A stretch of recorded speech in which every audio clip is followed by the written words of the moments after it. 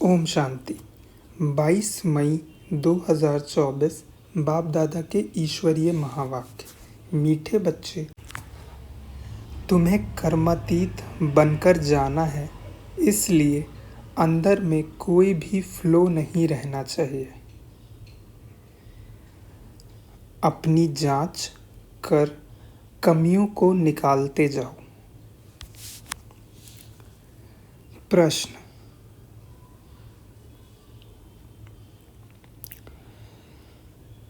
किस अवस्था को जमाने में मेहनत लगती है, उसका पुरुषार्थ क्या है? उत्तर: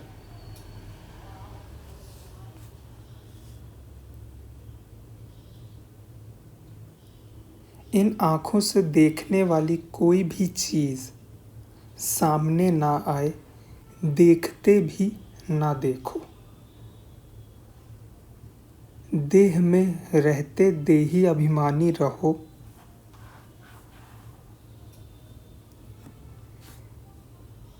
यह अवस्था जमाने में टाइम लगता है। बुद्धि में सिवाय बाप और घर के कोई वस्तु याद ना आए, इसके लिए अंतर्मुखी हो, अपनी जांच करनी है, अपना चार्ट रखना है। ओम शांति। मीठे मीठे सिखिलदे रूहानी बच्चे यह तो जानते हैं कि हम अपनी दैवी राजधानी स्थापन कर रहे हैं। इसमें राजाएं भी हैं तो प्रजा भी है। पुरुषार्थ तो सब करते हैं। जो जास्ती पुरुषार्थ करते हैं वह जास्ती प्राइज लेते हैं। यह तो एक कॉमन कायदा है।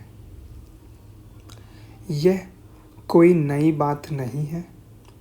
इसको दैवी बगीचा कहो व राजधानी कहो। अभी यह है कलयुगी बगीचा अथवा कांटों का जंगल। उसमें भी कोई बहुत फल देने वाले झाड़ नहीं होते हैं। कोई कम फल देने वाले होते हैं, कोई कम रस वाले आम होते हैं, कोई कैसे होते हैं। फूलों के फलों के ऐसे भिन्न भिन्न प्रकार के झाड़ होते हैं। वैसे ही तुम बच्चों में भी नंबरवार पुरुषार्थ अनुसार कोई बहुत अच्छा फल देते हैं, कोई हल्का फल देते हैं। भिन्न भिन्न झाड़ होते हैं। यह फल देने वाला बगीचा है। इसे दैवी झाड़ की स्थापना हो रही है अथवा फूलों के बगीचे की स्थापना हो रही है। कल्प पहले मिसल आहिस्ते आहिस्ते मीठे खुशबूदार भी बन रहे हैं। नंबरवार पुरुषार्थ अनुसार सब वैरायटी है ना। बाप के पास भी आते हैं बाप का मुखड़ा देखने। यह तो ज़रूर समझते हो बाबा हमको स्वर्ग का मालिक बनाते हैं। यह बच्चों को निश्चय है ज़रूर। बेहद का बाबा हमको बेहद का मालिक बना रहे हैं। मालिक बनने में खुशी भी बहुत होती है। हद के मालिक बने में दुख है। यह खेल ही सुख और दुख का बना हुआ है और यह भी भारतवासियों के लिए ही है। बच्चों को बाबा कहें पहले अपना घर तो संभालो। घर पर धनी की नज़र रहती है ना, तो बाप भी एक एक बच्चे को बैठ देखते हैं। इनमें कौन कौन से गुण हैं और कौन से अवगुण हैं, बच्चे खुद भी जानते हैं। बाबा अगर कहे कि तुम बच्चे सब अपनी अपनी खामियां आपे ही लिख कर आओ तो झट लिख सकते हैं। हम अपने में क्या क्या खामी समझते हैं, कोई ना कोई खामी है ज़रूर। संपूर्ण तो कोई बने नहीं हैं। हाँ, बनना ज़रूर है। कल्प कल्प बने हैं, इसमें कोई संशय नहीं। परंतु इस समय खामी है, वह बतलाने से बाबा उस पर ही समझाएंगे। इस समय तो बहुत खामियां हैं। मुख्य सब खामियां होती ही हैं देह अभिमान के कारण। अवस्था को आगे बढ़ने नहीं देती, इसलिए अब पूरी रीति पुरुषार्थ करना है। यह शरीर भी अभी छोड़कर जाना है, दैवी गुण भी यहाँ ही धारण करके जाना है। कर्मातीत अवस्था में जाने का अर्थ भी तो बाबा समझा रहे हैं। कर्मातीत होकर जाना है तो कोई भी फ्लो न रहे, क्योंकि तुम हीरे बनते हो। हमारे में क्या क्या फ्लो है यह तो हर एक जानते हैं, क्योंकि तुम चैतन्य हो। जड़ हीरे में फ्लो होगा तो वह निकाल थोड़े ही सकेंगे। तुम तो चैतन्य हो, तुम इस फ्लो को निकाल सकते हो। तुम कौड़ी से हीरे जैसा बनते हो। तुम अपने को अच्छी रीति जानते हो। सर्जन पूछते हैं कौन सा फ्लो है जो तुमको अटकाता है, आगे बढ़ने नहीं देता। फ्लोलेस तो पिछाड़ी में बनना है, वह सब अभी निकालना है। अगर फ्लो नहीं निकलता तो हीरे की वैल्यू कम हो जाती है। यह भी बड़ा पक्का जौहरी है ना। सारी आयु हीरे इन आँखों से देखे हैं, ऐसे जौहरी कोई होगा नहीं जिसको इतना हीरे को परखने का शौक हो। तुम भी हीरे बन रहे हो, जानते हो कोई ना कोई फ्लो है ज़रूर, संपूर्ण बने नहीं है। चैतन्य होने कारण तुम पुरुषार्थ से फ्लो निकाल सकते हो। हीरे जैसा तो बनना है ज़रूर, सो तब बनेंगे जब पूरा पुरुषार्थ करेंगे। बाप कहते हैं तुम्हारी अवस्था ऐसी पक्की हो जो शरीर छूटने समय अंत में कोई भी याद ना आए। यह तो क्लियर है। मित्र संबंधी आदि सबको भूलना है, संबंध रखना ही है एक बाप से। अभी तुम हीरे बन रहे हो, यह जवाहरात की दुकान है। तुम हर एक जौहरी हो, यह बातें दूसरा कोई भी जानता नहीं, तुम बच्चे जानते हो। हर एक के अंदर दिल में है। हम विश्व के मालिक बन रहे हैं पुरुषार्थ अनुसार। जिन्हों को ऊंच पद मिला है उन्होंने ज़रूर पुरुषार्थ किया है। हैं तो तुम्हारे में से ही ना। तुम बच्चों को ही इतना पुरुषार्थ करना है, इसलिए बाबा एक एक बच्चे को देखते रहते हैं। जैसे फूलों को देखा जाता है ना, यह कैसा खुशबूदार फूल है, यह कैसा है, इनमें बाकी क्या फ्लो है। क्योंकि तुम चैतन्य हो, चैतन्य हीरे जान सकते हैं ना हमारे में क्या क्या खामी है। जो बाप से बुद्धि योग तुड़ाएं कहाँ ना कहाँ भटकाते हैं। बाप तो कहते हैं बच्चे मामेकम याद करो, दूसरा कोई याद ना आए। गृहस्थ व्यवहार में रहते एक बाप को याद करना है। इन्हों की तो भट्टी बननी थी जो तैयार हो निकली सर्विस के लिए। देखते हैं पुराने पुराने जो हैं वह अच्छी सर्विस कर रहे हैं, थोड़े नए भी ऐड हो जाते हैं। पुरानों की भट्टी बननी थी, भल पुराने हैं तो भी खामियां हैं ज़रूर। हर एक अपने दिल में समझते हैं कि बाबा जो अवस्था बनाने के लिए कहते हैं वह अभी बनी नहीं। एम ऑब्जेक्ट तो बाप समझाते हैं, सबसे जास्ती खाद है देह अभिमान की, तब ही देह की तरफ बुद्धि चली जाती है। देह में होते हुए देही अभिमानी बनना है। इन आँखों से देखने वाली चीज़ कोई भी सामने ना है, ऐसी अवस्था जमानी है। हमारी बुद्धि में सिवाय एक बाप के और शांति धाम के कोई भी वस्तु याद ना आए। कुछ भी साथ नहीं ले जाना है। पहले पहले हम नए संबंध में आए, अभी है पुराना संबंध। पुराने संबंध की ज़रा भी याद ना आए। गायन भी है अंतकाल, यह अभी की बात है। गीत तो कलयुगी मनुष्यों ने बनाए हैं, परंतु वह समझते थोड़े ही हैं। मूल बात बाबा समझाते हैं, एक बाप के सिवाय और कोई याद ना आए। एक बाप की याद से ही तुम्हारे पाप कट जाएंगे और पवित्र हीरे बनेंगे। कोई कोई पत्थर तो बहुत वैल्यूएबल होते हैं, मणिक भी वैल्यूएबल होते हैं। बाप अपने से भी बच्चों की वैल्यू ऊंच करते हैं। अपनी जांच करनी होती है। बाप कहते हैं अंतर्मुख हो, अपने में देखो, हमारे में क्या खामी है, कहाँ तक देह अभिमान है। बाबा पुरुषार्थ के लिए भिन्न भिन्न युक्तियाँ समझाते रहते हैं। जितना हो सके एक की याद रहे। भल कितने भी प्यारे हो, खूबसूरत बच्चे बहुत लवली हो, तो भी किसकी याद ना आए, यहाँ की कोई भी चीज़ याद ना आए। कोई कोई बच्चे में बहुत मोह रहता है। बाप कहते हैं उन सबसे ममत्व मिटाए, एक की याद रखो। एक लवली बाप से ही योग रखना है, उनसे सब कुछ मिल जाता है।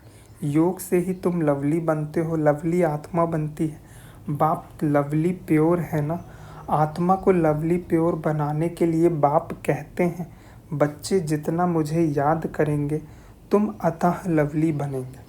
तुम इतने लवली बनते हो जो तुम देवी देवताओं की अब तक पूजा हो रही है। बहुत लवली बनते हो ना।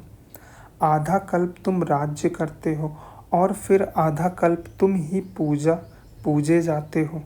तुम खुद ही पुजारी बन अपने चित्रों को पूजते हो। तुम हो सबसे लवली बनने वाले, परंतु जब लवली बाप को अच्छी रीति याद करेंगे तब ही लवली बनेंगे। सिवाय एक बाप के और कोई याद ना आए तो अपनी जांच करो कि बाप को बहुत लव से याद करते हैं। बाप की याद में प्रेम के आंसू आ जाएं। बाबा मेरा तो आपके सिवाय दूसरा ना कोई, और कोई की याद ना आए। माया के तूफान ना आए। तूफान तो बहुत आते हैं ना।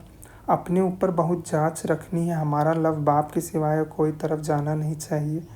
भल कितनी भी प्यारी चीज़ हो तो भी एक बाप की ही याद आए। तुम सब एक माशूक के आशिक बनते हो। आशिक माशूक जो होते हैं एक बार एक दो को देख लिया बस, शादी आदि भी नहीं करते, रहते भी अलग, परंतु एक दो की याद में बुद्धि रहती है। अभी तुम जानते हो हम सब आशिक हैं एक माशूक के। उस माशूक को तुम भक्ति मार्ग में भी बहुत याद करते थे। यहाँ भी तुम्हें बहुत याद करना है, जबकि वह सम्मुख है।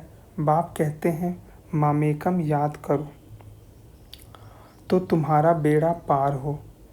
इसमें संशय की कोई बात नहीं है। भगवान से मिलने के लिए सब भक्ति करते हैं। यहाँ कोई कोई बच्चे तो बहुत हड्डी सर्विस करते हैं। सर्विस के लिए जैसे एकदम तड़फते हैं, बहुत मेहनत करते हैं। यह भी तुम जानते हो कि बड़े आदमी इतना नहीं समझ सकेंगे, परंतु तुम्हारी मेहनत कोई व्यर्थ नहीं जाती है। कोई समझकर लायक बनते हैं, फिर बाबा के आगे आते हैं। तुम समझते हो यह लायक हैं व नहीं।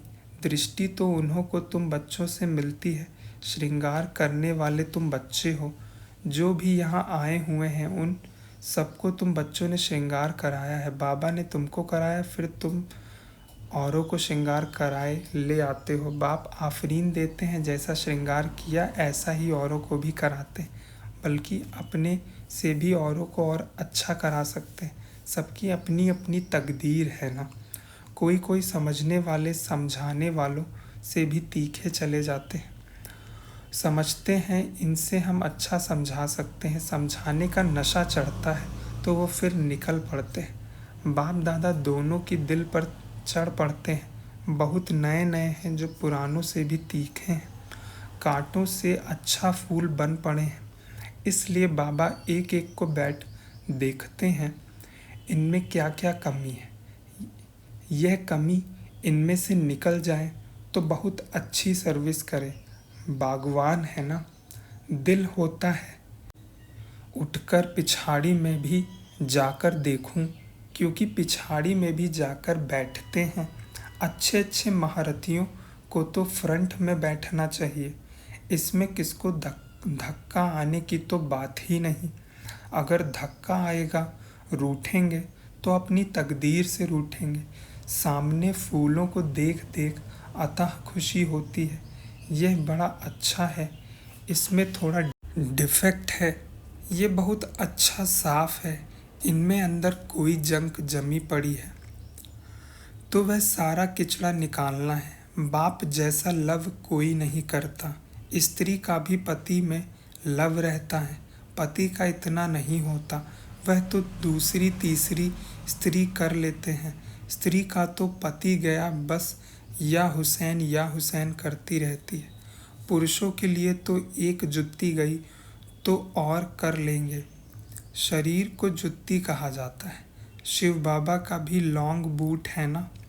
अब तुम बच्चे समझते हो, बाबा को याद करेंगे फर्स्ट क्लास। कोई फैशनेबल होते हैं तो जुतियाँ भी 4-5 रखते हैं। नहीं तो आत्मा की जुत्ती एक है, पाँव की जुत्ती भी एक होनी चाहिए, परंतु यह एक फैशन पड़ गया है। अभी तुम समझते हो बाप से हम क्या वर्षा पाते हैं। हम उस पैराडाइज के मालिक बन रहे हैं। हेवन को कहा ही जाता है वंडर ऑफ वर्ल्ड। ज़रूर हेवनली गॉड फादर ही हेवन स्थापन करेंगे। अभी तुम प्रैक्टिकल में श्रीमत पर अपने लिए स्वर्ग की स्थापना कर रहे हो। यहाँ तो कितनी बड़े बड़े महल बनाते हैं। यह सब खत्म हो जाएगा, तुम वहाँ क्या करेंगे। दिल में आना चाहिए, यहाँ तो हमारे पास कुछ भी नहीं है। वैसे ही भल बाहर में गृहस्थ में रहते हैं, यह भी समझते हैं सब कुछ बाबा का है। हमारे पास तो कुछ नहीं है, हम ट्रस्टी हैं। ट्रस्टी कुछ नहीं रखते हैं, बाबा ही मालिक हैं। यह सब कुछ बाबा का है। घर में भी रहते ऐसे समझो, साहूकार की बुद्धि में तो ये बातें आ ना सके। बाबा कहते हैं ट्रस्टी हो रहो, कुछ भी करो, बाबा को इशारा देते रहो। लिखते हैं बाबा मकान बनाओ, बाबा कहेंगे भल बनाओ, ट्रस्टी होकर रहो। बाप तो बैठा है ना, बाप चाहेंगे तो सब इकट्ठा जाएंगे अपने घर। फिर तुम चले जाएंगे अपनी राजधानी में। हमको फिर कल्प आना ही है पावन बनाने। अपने समय पर आता हूँ। अच्छा, मीठे मीठे सिखलदे बच्चों प्रति माता पिता बाप दादा का याद प्यार और गुड मॉर्निंग। रूहानी बाप की रूहानी बच्चों को नमस्ते। हम रूहानी बच्चों की रूहानी बाप दादा को याद प्यार, गुड मॉर्निंग और नमस्ते। धारणा के लिए मुख्य सार। पहला, सभी से ममत्व निकाल एक लवली बाप को याद करना है। अंतर्मुख हो, अपनी कमियों की जांच कर निकालना है। वैल्यूएबल हीरा बनना है। जैसे बाप ने हम बच्चों को श्रृंगार किया है, ऐसे सबका श्रृंगार करना है। कांटों को फूल बनाने की सेवा में लग जाना है। ट्रस्टी होकर रहना है। वरदान। ब्राह्मण जीवन में एक व्रता के पाठ द्वारा रूहानी रॉयल्टी में रहने वाले संपूर्ण पवित्र भव। इस ब्राह्मण जीवन में एक व्रता, एक बाप दूसरा न कोई का पाठ पक्का कर प्योरिटी की रॉयल्टी को धारण कर लो तो सारे कल्प में ये रूहानी रॉयल्टी चलती रहेगी। आपके रूहानी रॉयल्टी और प्योरिटी की चमक परम धाम में सर्व आत्माओं में श्रेष्ठ है। आदिकाल देवता स्वरूप में भी यह पर्सनैलिटी विशेष रही है। फिर मध्यकाल में भी आपके चित्रों की विधि पूर्वक पूजा होती है। इस संगम युग पर ब्राह्मण जीवन का ही आधार प्योरिटी की रॉयल्टी है। इसलिए जब तक ब्राह्मण जीवन में जीना है तब तक संपूर्ण पवित्र रहना है। स्लोगन। आप सहनशीलता के देव और देवी बनो तो गाली देने वाले भी गले लगाएंगे। ओम।